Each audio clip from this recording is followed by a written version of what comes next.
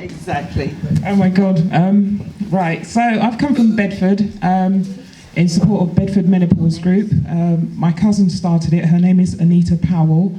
It's been running for 6 months, and it's basically talking about the taboo of menopause, all the things that you go through, all the problems you might encounter. So my journey is that I didn't realise that I'd gone through the menopause until it had finished. Because way back in 2009, I got diagnosed with hypothyroidism. And many of the symptoms are very similar, to the point where even the doctors didn't know. They gave me an asthma pump because they thought that I was overweight at the time, so they thought that because of the overweightness, that's why I wasn't breathing right. So the doctor just basically looked at me, gave me an asthma pump, and told me to come back in a few days and see the nurse. Luckily for me, the nurse could see that with my black skin, that I was pale.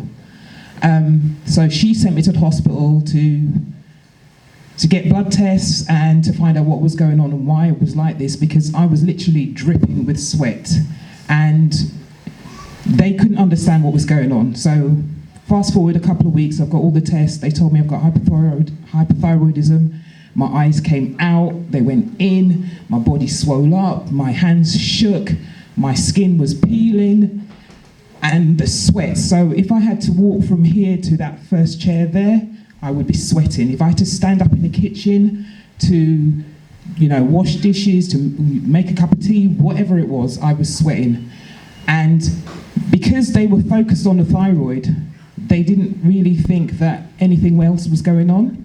Because I was overweight, they didn't think anything else was going on. It wasn't until quite a few years later that they realised that, yes, I've gone through the menopause, and like I said, I'd finished. Everything had gone. The upside of that is I'm glad, because I don't have to go through that every month thing looking for, what you're looking for. It's horrible. You don't have to worry about going to have pregnancy tests, because it's definitely over and done with. There's quite a few things that, like, for instance, I'm telling you, this happened in 2009. So last month I went to the doctor because I had an itchy scalp, and you might think that's nothing, to worry about, but my scalp was itching, my body was itching, and this went on for about 2 weeks. Made an appointment. By the time the appointment came through, everything had gone. So anyway, the woman said to me, well, you are getting on in age, so have you had HRT? And I'm like, why the hell would I have HRT now when I've gone through everything? And then I'm asking her, well, what's the side effects of HRT? She's telling me, well, a heart attack is one of them. And I'm like, really? Why would I go on that? And I've already been through the worst of the journey, and you're now offering me this. So I think what I'm trying to say is, everybody goes through it differently. There's no set rhyme or reason of what's supposed to happen, when it's going to happen, because 20 years ago, near enough, this is when my journey started, because it starts before your last period, and it can finish up to 10, 15 years after. But nobody tells you this. So in the support group in Bedford, what we do is we talk about what we've gone through, and we kind of writing it down, so, pass it on to generations, talk about it to your kids, your cousins, whatever. Nobody really knows what goes on, so basically that's what we're doing. And that was part of my journey, because there's a whole heap more to tell, but we haven't got enough time. Okay, so 2 years ago I was diagnosed with fibromyalgia. I have just been diagnosed with, I need to have a hip operation, 2 knee ops. I look healthy, but on the inside I'm not. Everything's chaotic. And I think all this, I've been told to go over there and see the health lady. She's plugging it.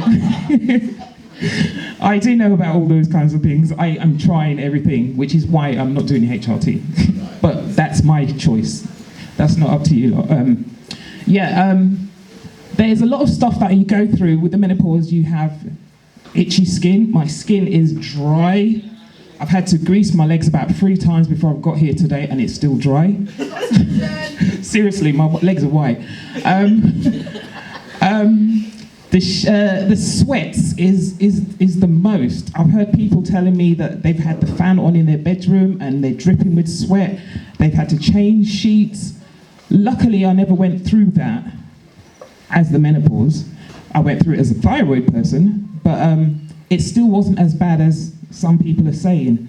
You have memory loss as well. I have a cousin who actually is in dementia state at the moment because of the menopause. So we need to do more investigations into that, because she actually cannot remember a thing. And when she first told us that she was forgetting stuff, we were quite shocked, because at the time I wasn't going through that. I didn't know anything about it. So there's other people who they have total stomach cramps from day one of the menopause up until it finishes.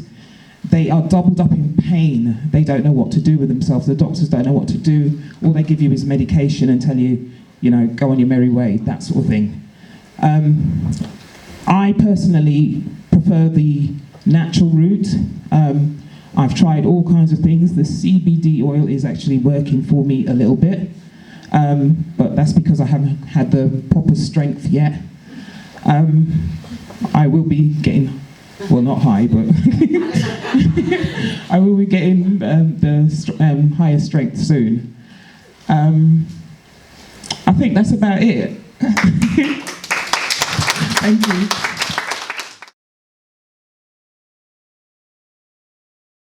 Okay, thank you. Denise, there is an 80% chance you have breast cancer. For me, it was like, okay, what's next?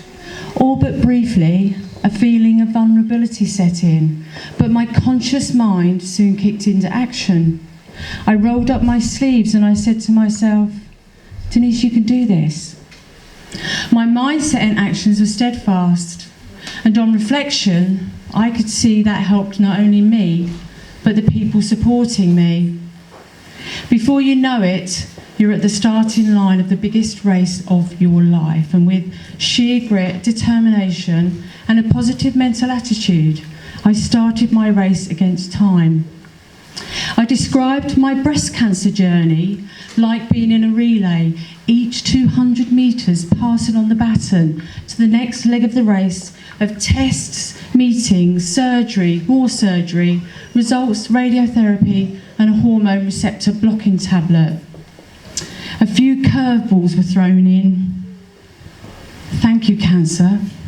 Did you know that early detection of cancer, in fact all cancers, give us a better chance?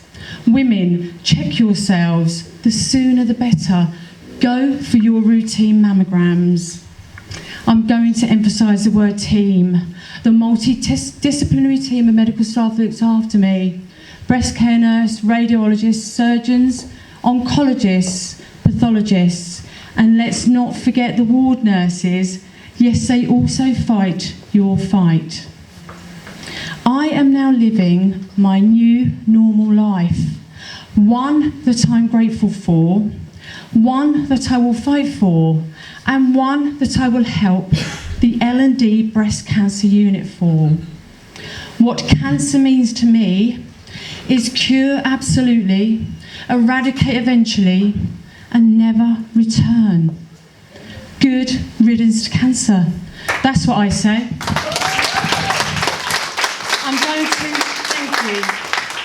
I'm just going to finish off, because that's not all my story. I mean, I'm a survivor. I'm passionate about awareness. I've campaigned in Parliament for children to be taught about awareness of education, which I'm really happy that this year it's going to be included in the national curriculum. I'm speak in schools. I have also written a short story which hopefully will be published, and the proceeds will go to charity. So I'm proud to be from Luton. I'm really privileged to be here today with you all and listening to these stories. They're absolutely incredible. I'm just going to finish up on a quote which goes like this. Each time a woman stands up for herself, without knowing it, possibly, without claiming it, she stands up for all women. Happy International Women's Day, everybody. Thank you very, very much.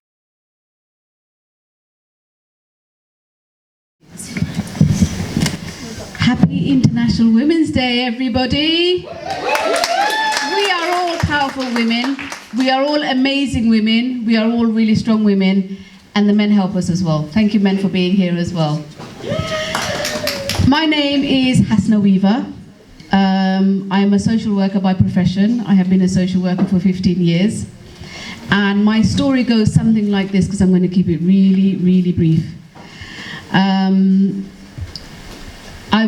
I had a lot of trauma as a child.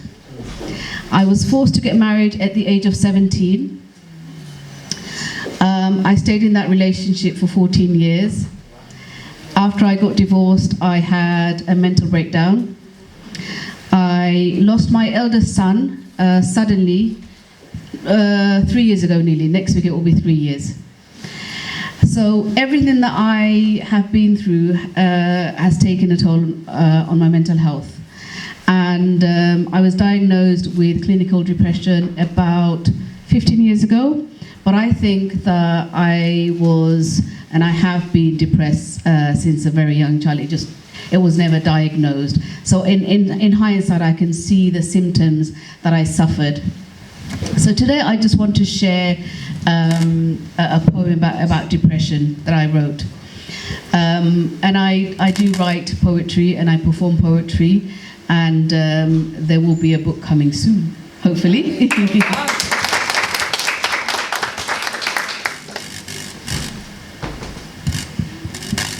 You ask me how I am.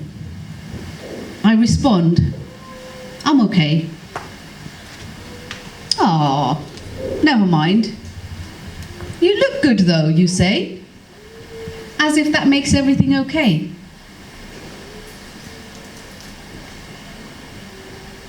You don't really want to hear how I feel.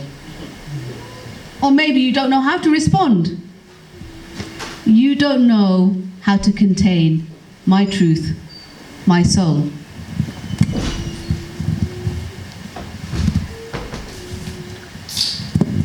The wounds of the wars you cannot see. I carry them deep within me. They seep blood now and then, searingly, not visible, yet searingly painful. The vast impasse inside of me just grows. So much so it consumes me until I am just a speck, unrecognizable. I try to fill it, but it's insatiable.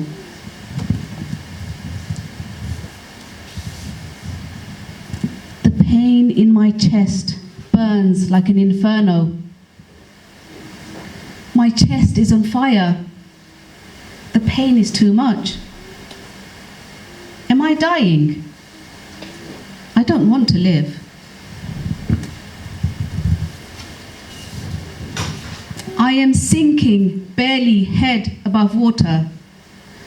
Just when I think I will make it, a huge, terrifying wave blows towards me. I try and swim. I'm just exhausted. How much can one person take?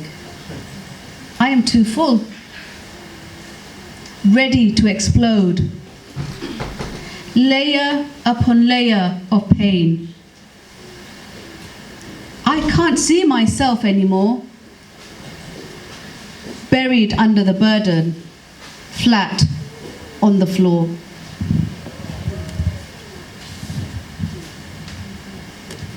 Do you ever feel like You've lived as much as you can.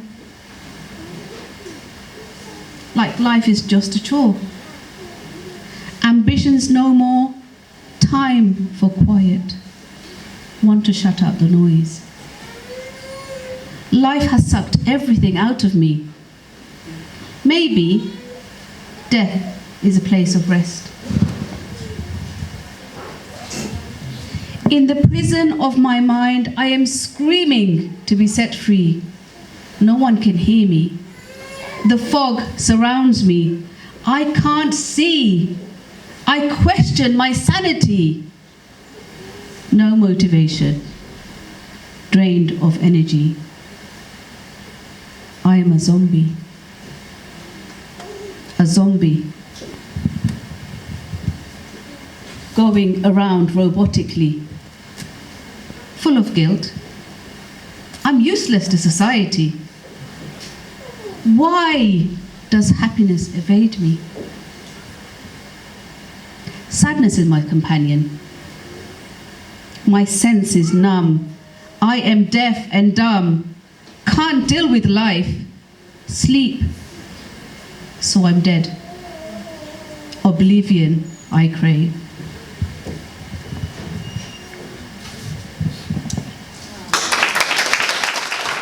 This young lady, Hasna, she must be shattered because she was actually performing yesterday in a sold-out event at the Hat Factory. What's it called? It was called The Mother's Monologue, Resisting Austerity. Okay, just tell the guys for... It was lots of different mothers talking about how austerity has been affecting them. So they were telling their stories about their children who may have been special needs, having to care for elderly mothers or elderly parents, using the food bank. And I myself talked about how after my son passed away 3 years ago, I couldn't go back to work. And since that time, I've been having to rely on benefits. And people didn't care about the fact that I'd lost my son and I didn't have time to grieve. All they wanted to know was when I was going to pay this bill or that bill. And if I wasn't going to pay, I'm going to end up in prison. For example, council tax, as everybody knows, if you don't pay council tax, you can potentially be imprisoned. And so I was talking about that and how I literally didn't have any space to grieve. And I still feel like I'm struggling with that because I haven't been able to go back to work. And that's one of the reasons why I started my products, because I wanted to do something positive and perhaps, grow my own business. But it's a really hard struggle, really hard slog. But I'm not dwelling on, oh, poor me, I had this trauma and I had that trauma and I had that trauma. I'm sharing my experience with people, because if you can connect with my words and if it speaks to you and, if you get something from it, that for me is a gift, and that for me is healing. And that's why I do it, because I really enjoy sharing my experience, but also if it helps somebody, one person, if it connects with one person and it makes them feel like, I know what you're saying, I do feel like I don't want to live anymore. And I go through that. I have suicidal thoughts. And I would never commit suicide, but I have those thoughts regularly. And I'm not afraid to admit that, because I think lots of people do, but they won't say anything. I said, for those that weren't here earlier on, I said we're going to keep it real. Okay, if there's anything at any point, the ladies, all with the Simply Deez t-shirts, they're on. We have, there are people outside. We have the All Women's Centre, and there's counsellors or people outside if people want to talk.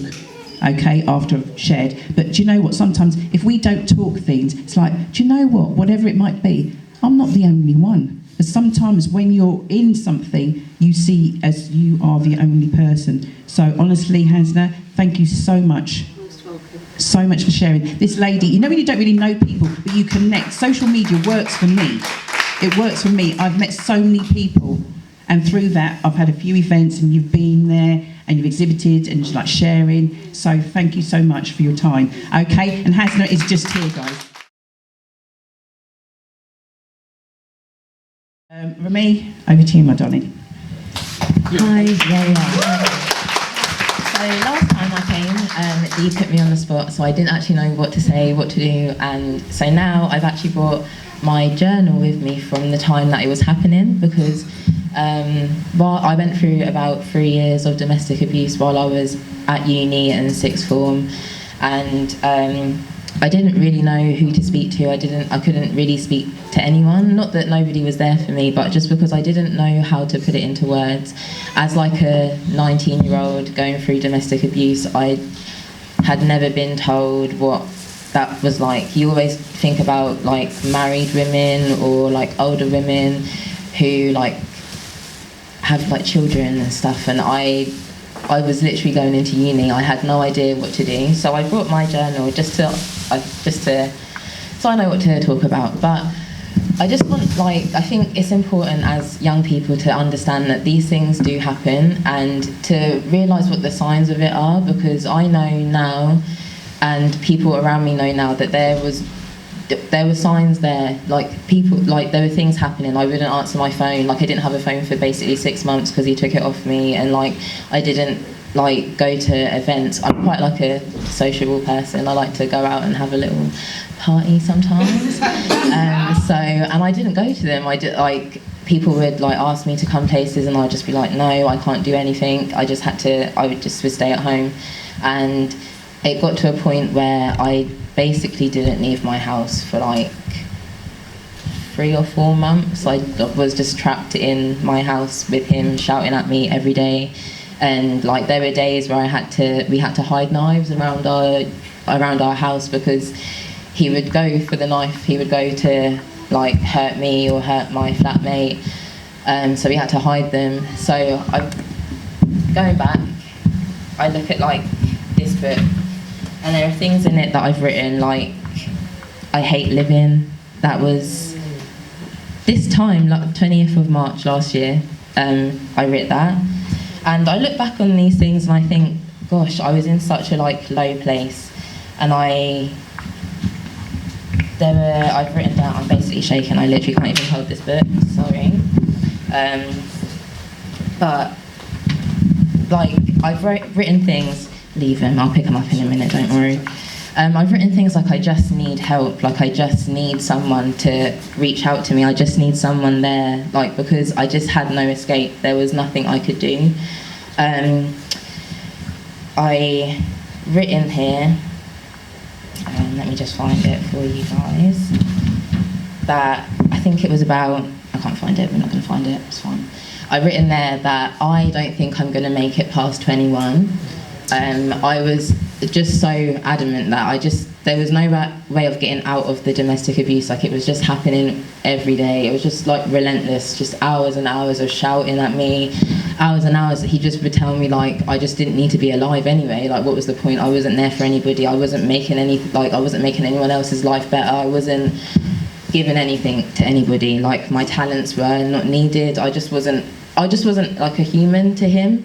And that just got in my head so much, and I was this fine, I don't need to be here, so I will commit suicide, it's fine. And I'd gotten so okay with that in my head, so I'd written in my diary that I'm not going to make it past 21. I just don't think it was going to, I didn't think it was going to happen, but I'm 22, I've made it, I did it. And I got out of it. It doesn't have to be forever. I came home at Easter for my half term, and I knew in my head I was so ready. I was I have to go back after, and I'll go through it again, and it will just be happening again and again. And thank God, one day he was on the phone shouting at me, and he was screaming at me and telling me to kill myself, and that as soon as I got back there, he was just going to go straight for me. And my mum heard it, and I hadn't told her what had happened at this point. I hadn't told anybody what had happened at this point, because I didn't want to upset anybody. I didn't want it to be, I thought, this is just such a me thing. This is just happening to me. It doesn't have to upset anybody else. It doesn't have to be anybody else's problem. And my mum heard through the door. How'd you get into bedrooms? The doors. And she heard through the door, and she was like, "You're not going back to uni. That's it. You're not going back." And I just thought at that point, this is Mum, why would you say that? How, if I don't go back to uni, I can't finish uni. I can't do anything. And it's so it works against each other, doesn't it? Because in my head I was like, I'm not going to live past 21, but I was like, I have to at least finish what I've started, because I've gone through 3 years of this now, of like just torment and torment and torment of this person just ruining my life every day. And I was like, I at least have to get the degree. So we messaged my uni lecturer, and we sorted it out, and I finished my degree from home. Yeah. I graduated, and I'm now a photographer and a videographer. And through all that whole time, after everyone found out, I told my dad, I told my friends and my family, and instantly everyone was like, revenge, this has to be, we have to go for him, we have to go and get him, like this is it. And for me, that wasn't it. I didn't want that.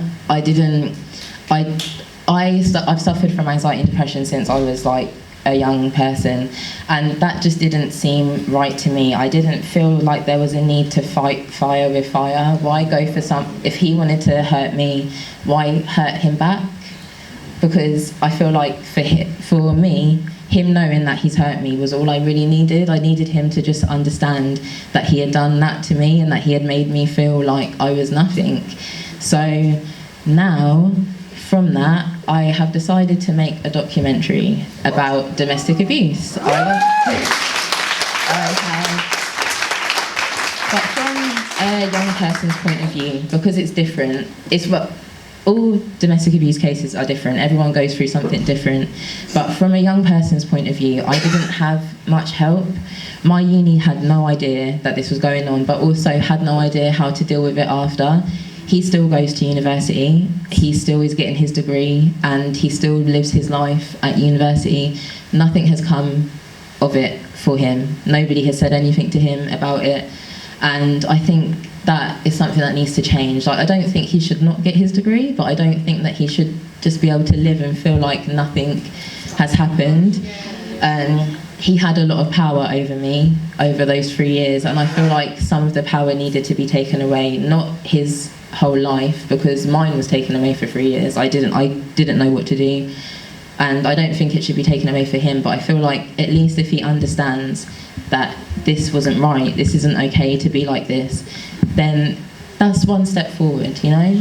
There are other young people I know that are going through stuff like this and don't know what to do, and I think a documentary will be able to help people. It's a platform that everyone can, what do you call it? What's the word? Yeah, relate to. You know, if you're blind, you can hear it. If you can't hear, you could read subtitles. Like, as a young person, I'm a bit of a nerd for documentaries, and it's just like I watch them all the time. But it's like a little film, and some people get to grips with films more than, I don't know, writing something down, or like in school where you get those lessons, like a teacher speaking at you doesn't always come into your head.